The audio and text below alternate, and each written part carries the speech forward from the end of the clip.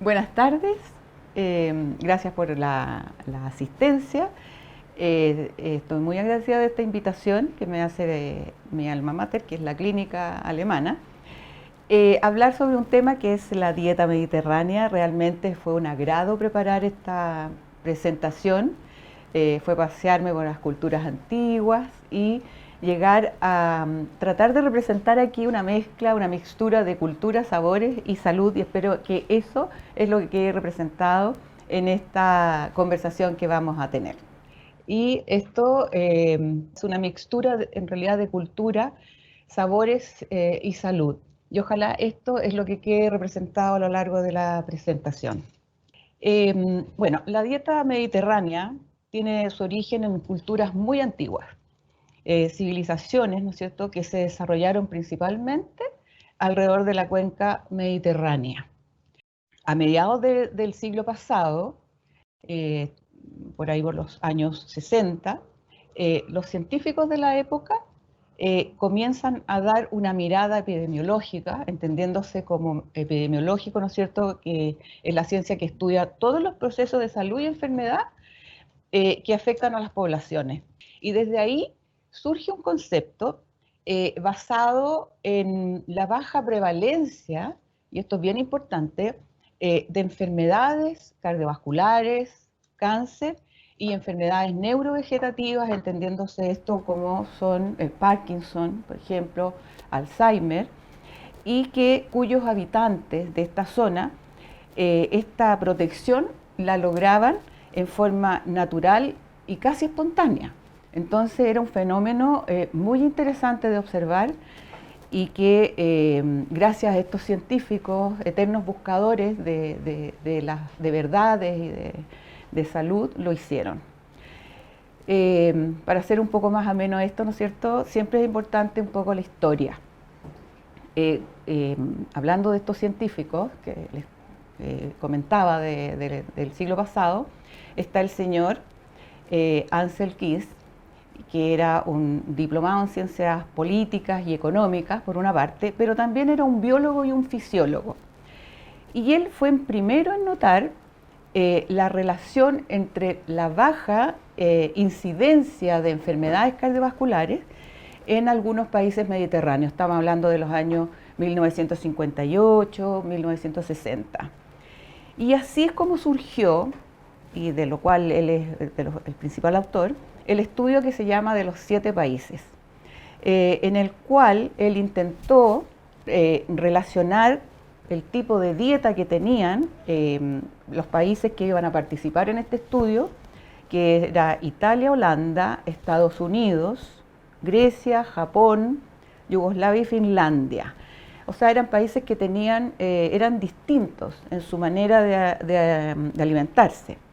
Y lo comparó con la aparición, ¿no es cierto?, de estas enfermedades cardiovasculares en estas poblaciones. Y vio que países que consumían una mayor cantidad de grasa saturada tenían un mayor riesgo de padecer eventos clínicos ateroscleróticos, que tenían que ver, ¿no es cierto?, con todo lo que eran los riesgos cardiovasculares. En cambio, mostraron una marcada disminución o cierto efecto protector de estos eventos clínicos las poblaciones con un patrón dietético mediterráneo, como Italia, Grecia. Y también tenemos, por otra parte, el estudio Predimed. Hay muchos estudios al respecto, pero estos son los que más se han destacado. El estudio Prevención con Dieta Mediterránea, que se desarrolló entre el 2006 y el 2009 en la Universidad de Navarra, y aquí tenemos al doctor Miguel Ángel Martínez con su equipo de trabajo. Y este fue un estudio realizado en España, que fue ha sido el de mayor envergadura que se ha realizado en Europa sobre nutrición. El objetivo del estudio fue valorar el efecto de la dieta mediterránea en la prevención primaria, o sea, de alguna manera no permitir que los individuos se enfermen, ¿no es cierto?, de estas enfermedades crónicas. Y en este estudio, que es muy interesante y es un estudio que de todos los científicos y que quienes nos interesamos, ¿no es cierto?, en la salud de las personas, lo debiéramos tener presente, distribuyeron la población en 3 grupos. A un grupo que se llamó dieta mediterránea con consumo de aceite de oliva extra virgen. Eran alrededor de 4 cucharadas soperas diarias que estas personas debían consumir en su alimentación. Después teníamos un segundo grupo, que es el de dieta mediterránea con consumo de frutos secos. 30 gramos día, donde el 50% de esta cantidad eran nueces. Y un grupo control que solamente se le instruyó en tener un consumo reducido de grasas. No se les dio mayores, no se hizo una intervención mayor a eso, a que redujeran todo tipo de grasas.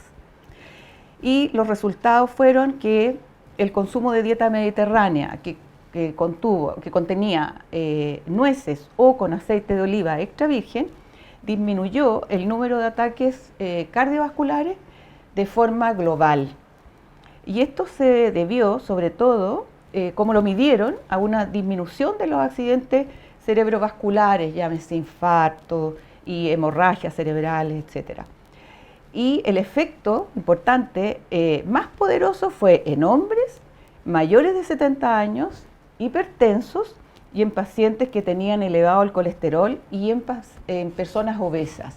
Eran quienes más se favorecían con esta dieta. Bueno, acá está mostrado en forma de un gráfico en que se ve, ¿no es cierto?, claramente la línea verde con la amarilla, en que están, ¿no es cierto?, los individuos que consumieron tanto aceite de oliva extra virgen o los frutos secos, en que hubo un porcentaje menor, aquí está el porcentaje de eventos cardiovasculares, mucho menor, ¿no es cierto?, que en las personas que disminuyeron cualquier tipo de grasa.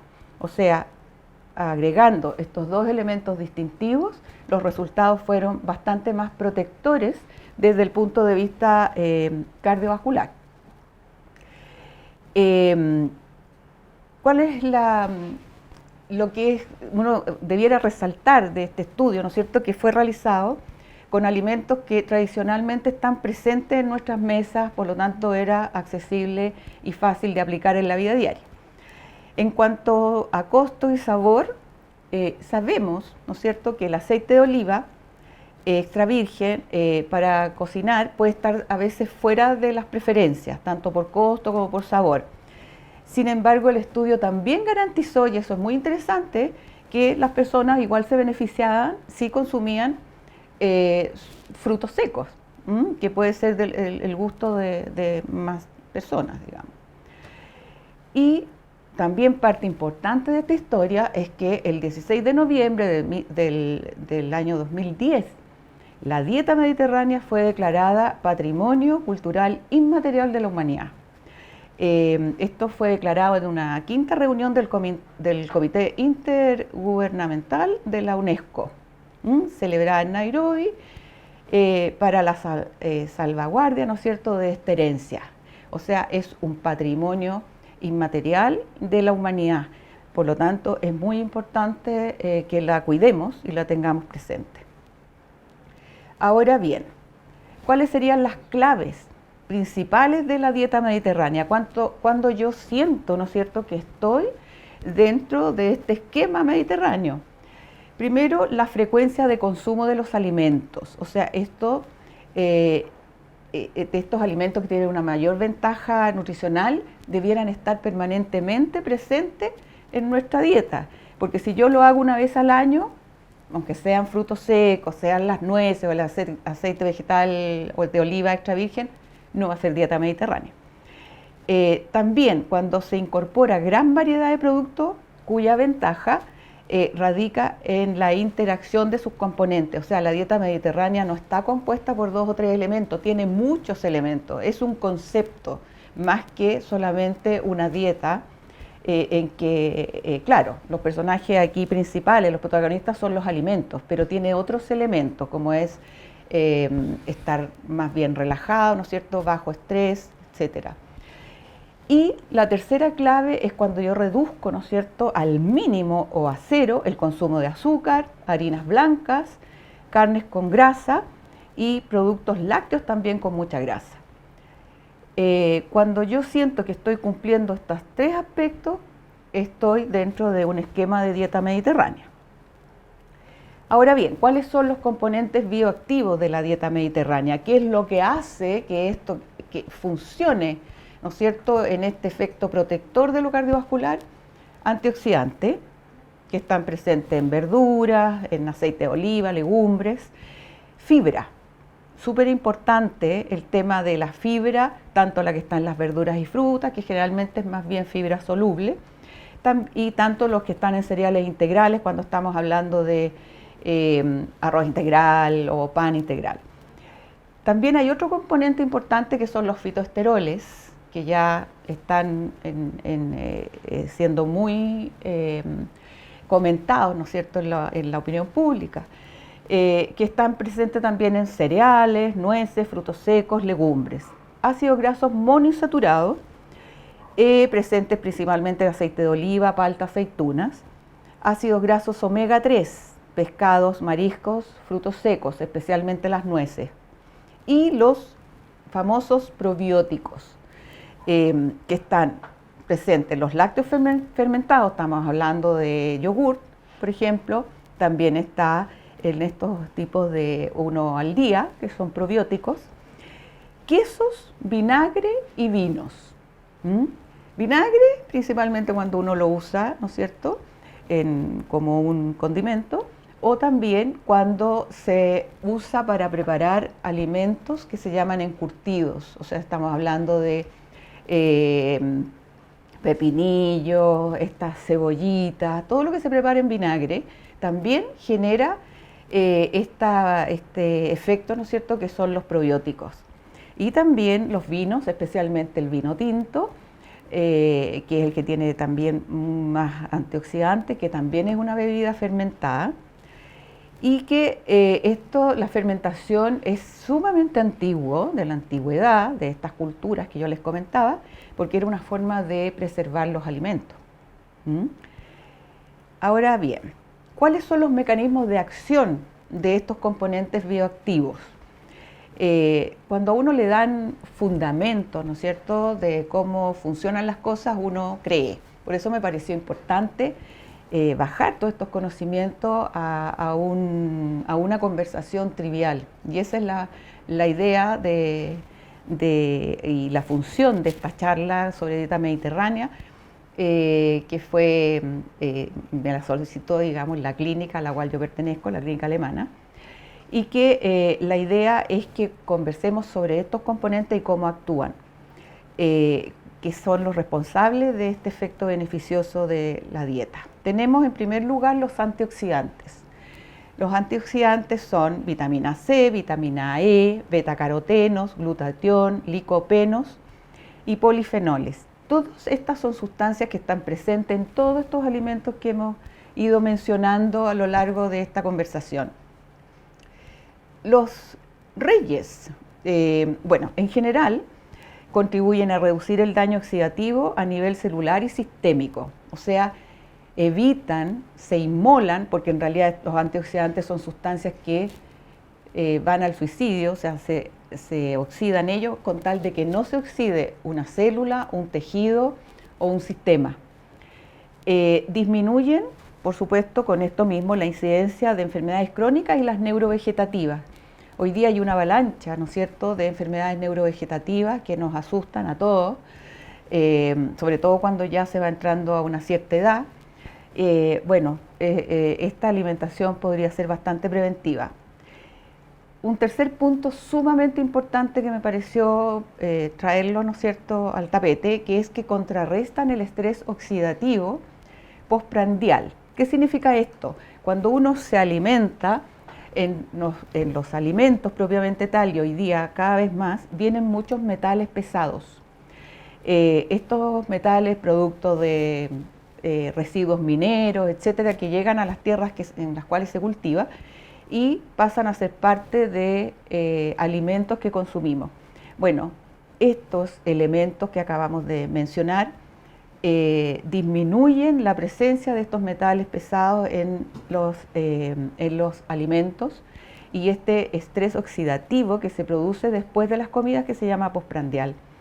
Y los beneficios en las enfermedades cardiovasculares han sido atribuidos a la mejoría que producen también en la función endotelial, que es un tejido muy finito que separa la sangre propiamente tal de la arteria, que puede ser un tejido que uno piensa que puede no tener ninguna importancia. Bueno, es lo más activo que hay y es por lo tanto que se tiene que mantener lo más sano posible.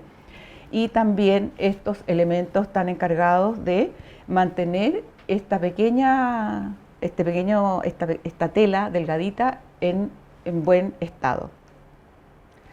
Los polifenoles, yo les comentaba, son los reyes de estos antioxidantes, ya que tienen efectos protectores por sí mismos, que son atribuibles a que son antiinflamatorios, antiagregantes plaquetarios, o sea, evitan los trombos, antibacterianos, protegen, ¿no es cierto?, de las infecciones, y tienen también una actividad estrogénica.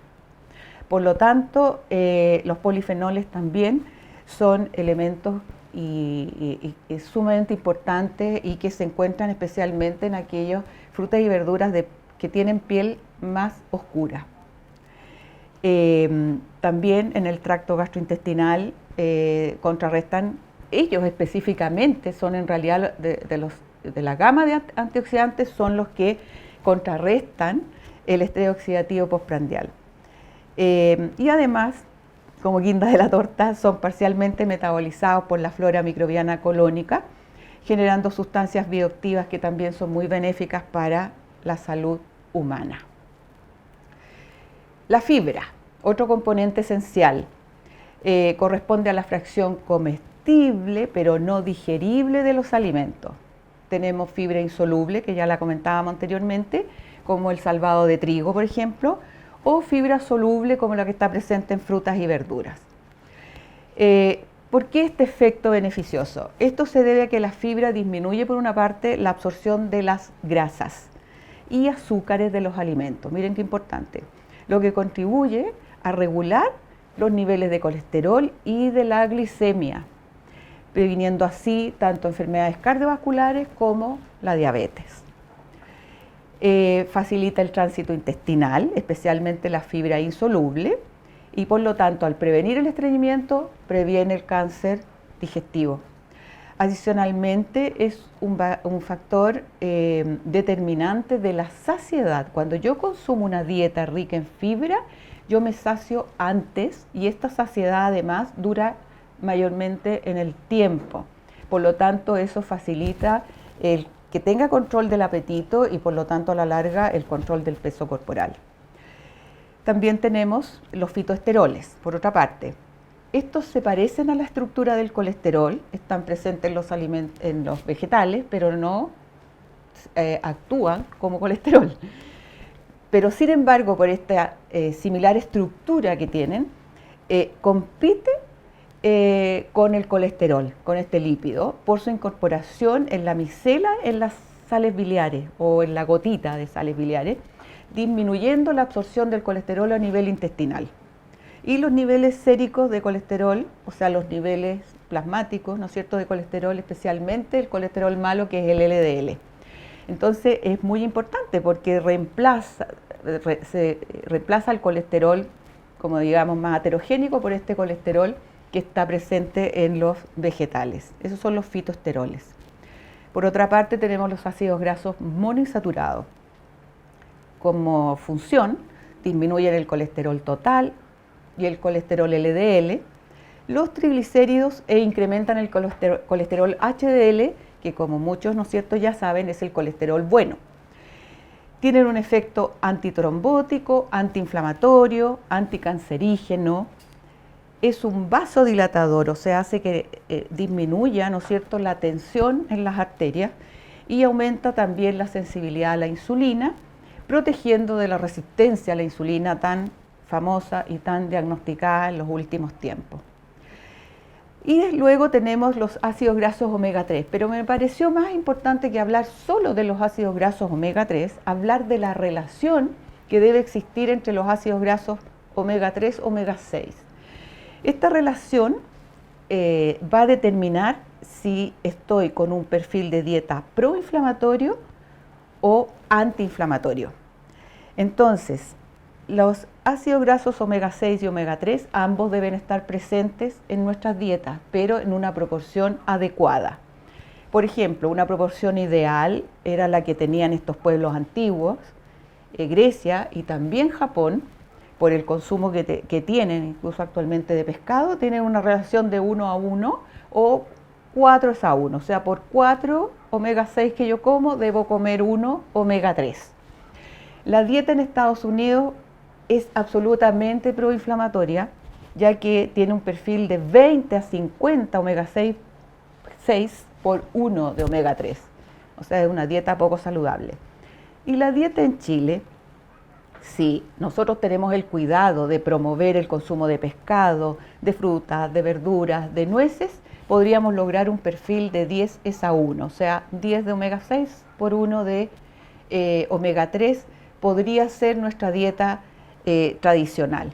Entonces, más que si yo me dedico solo a buscar los omega 3, no puedo perder de vista que también necesito los omega 6. Ahora, ¿dónde están? Ya lo vimos, o sea, omega 6 más bien en, creo que los tengo acá, omega 6, aceites vegetales, también están en los frutos secos, están en las carnes, leche y huevos de animales alimentados con granos. Los animales debieran ser alimentados con pasto, no con granos. Cuando son el pasto tiene omega 3. Los granos tienen omega 6, por lo tanto van a ser carnes o productos que van a tener más omega 6. Y los alimentos ricos en omega 3, tenemos los pescados, los mariscos, las algas, el cochayuyo, frutos secos, nueces, semillas. Entonces tenemos que ir haciendo, ¿no es cierto?, un equilibrio entre el consumo de todos estos productos. Finalmente tenemos los probióticos, que era también una práctica, como les comentaba, de las civilizaciones antiguas, en que fermentaban los alimentos como un método de seguridad y almacenamiento. Y además esto promueve una muy buena digestión porque favorece la formación de una flora intestinal sana. Probiótico en griego significa para la vida, son microorganismos vivos que están presentes en la fermentación de alimentos y son antiinflamatorios, antiateroscleróticos, ¿no es cierto? Y mejoran la tolerancia alimentaria y también la mental, porque como modifican para mejor la flora intestinal, la permeabilidad intestinal también es mucho más selectiva para bien, por lo tanto no pasan sustancias tóxicas que finalmente van a dar a nuestro cerebro y finalmente nos hacen tener una salud mental, producto de lo que comemos, bastante desequilibrada. Entonces hoy día se está asociando mucho lo que comemos también con estos estados mentales. Súper interesante. Y algo que me pareció ya realmente alucinante fue el consumo de salsa de tomate y los sofritos hechos en aceite de oliva que contengan ajo, cebolla, tomate, que son la base de los guisos mediterráneos y se asocian con un menor riesgo cardiovascular. Interesante. La evidencia muestra que esta cocción, esta especie de cocción que se produce con el sofrito, libera especialmente sustancias que se llaman licopenos, que se conocen también como antioxidantes que reducen el riesgo del cáncer y especialmente el cáncer de próstata. Esta práctica culinaria también y además aumenta la biodisponibilidad de compuestos protectores cardiovasculares. El sofrito, así que eliminar la práctica de cocinar en agua, que se pensaba hasta hace poco que era lo más sano. No, cocine haciendo un salteado o un sofrito, pero con aceite de oliva, queda más rico y además está generando sustancias bioactivas beneficiosas. Ahora, ¿qué es lo que se recomienda como una dieta mediterránea? Vamos al grano, vamos a lo que cocinamos diariamente. Consumir 4 cucharadas o más al día de aceite de oliva. Nueces más de 3 veces por semana. Frutas frescas 3 o más raciones al día. De acuerdo también a la condición de cada uno. Esto es una recomendación muy general. Las verduras, ojalá diariamente, por lo menos 2 porciones al día. Pescados o mariscos 3 veces por semana. Lamentablemente hoy día nuestros mares están sumamente contaminados con mercurio, así es que hay toda una polémica si se recomienda o no. Pero por lo menos 1 o 2 veces por semana debieran estar presentes los pescados y los mariscos en nuestra dieta. Legumbres 3 o más veces por semana. El sofrito en 2 o más comidas a la semana, yo diría que diariamente. Carnes blancas en lugar de carnes rojas. Vino en las comidas, pero aquí ojo, esto es opcional en personas con una costumbre de consumirlo en forma, digamos, moderada. No recomendable los refrescos con azúcar, para nada, los dulces, todo lo que contenga mucho azúcar y las comidas procesadas.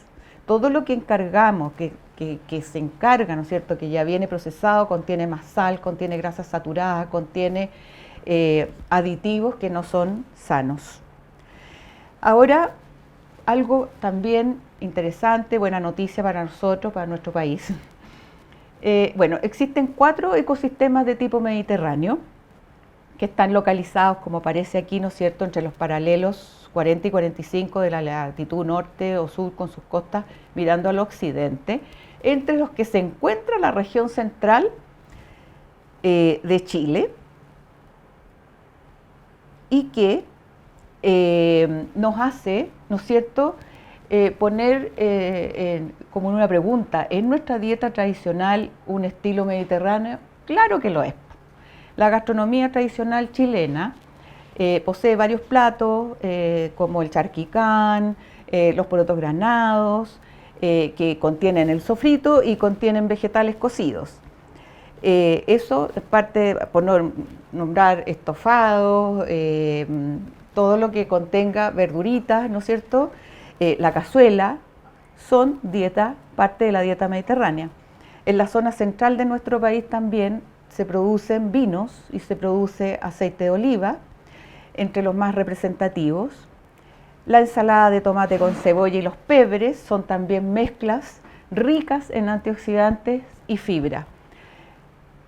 ¿Cuál sería el problema? Que no debiera serlo. Esta es una alimentación mucho más laboriosa, que necesita más tiempo, pero creo que cada vez nos estamos dando cuenta que tenemos que volver a este tipo de alimentación. Ahora, ¿cómo fue de estudios que se han hecho la adherencia a la dieta mediterránea en Chile? Tenemos que hay un 61% que tiene una moderada adherencia.